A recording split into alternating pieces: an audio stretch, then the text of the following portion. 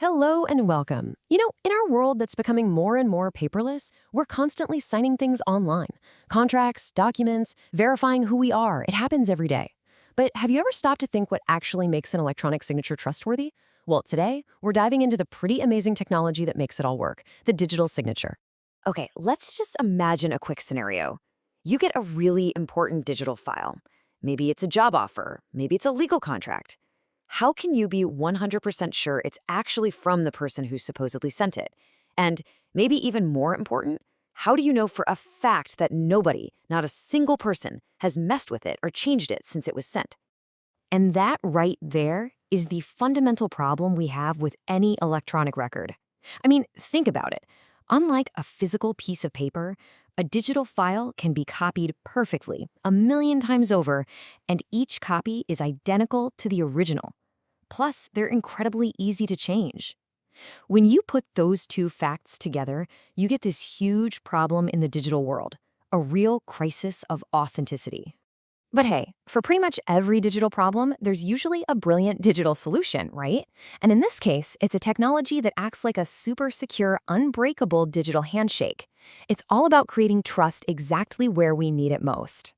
So, what does this digital handshake actually give us? Well, it all boils down to three core pillars of trust.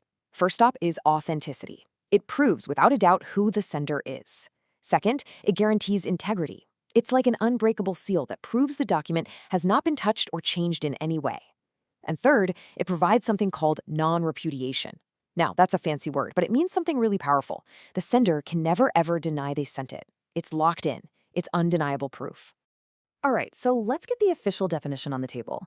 A digital signature is an electronic signature that's used to authenticate the sender's identity and ensure the original content of the document is unchanged.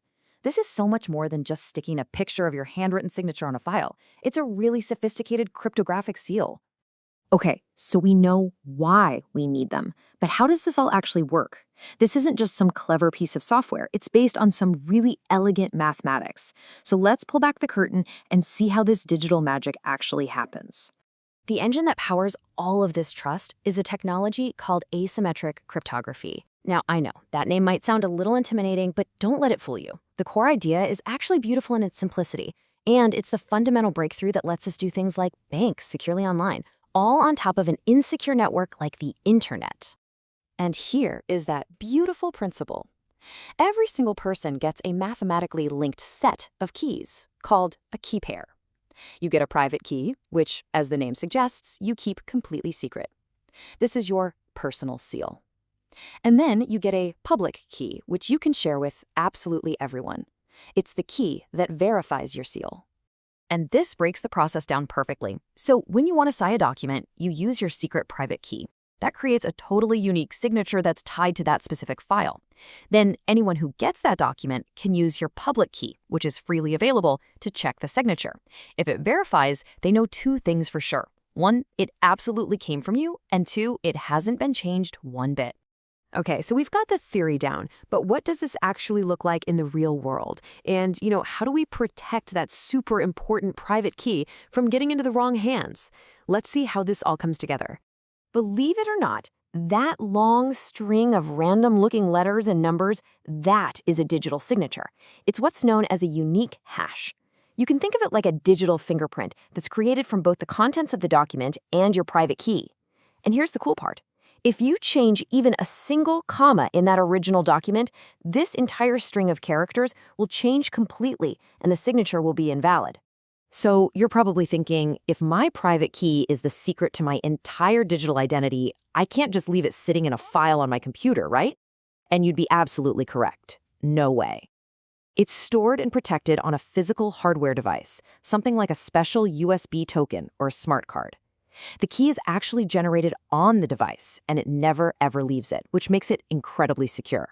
This table really sums up the advantages perfectly. A paper signature, it can be forged. A digital signature, it literally cannot be copied. A paper signature is also separate from the document itself, but a digital one is mathematically tied to the content. This means verification isn't a matter of opinion, it's mathematical and completely error-free. So the technology is clearly super robust. But clever tech by itself isn't enough to build a system that works in the legal world or the world of business. You need a framework, a circle of trust, that makes these signatures officially recognized. And this leads us to the next really logical question. Anyone can just create a key pair and claim to be someone else, right? So how do I really know that the public key I have for, say, my bank actually belongs to my bank and not some fraudster? The solution is to bring in a trusted third party. They're called a certifying authority, or a CA. The easiest way to think of them is like a digital passport office. They are licensed organizations that do real-world identity checks on a person or a company, and then they issue a digital signature certificate. That certificate is what officially links a person's identity to their public key.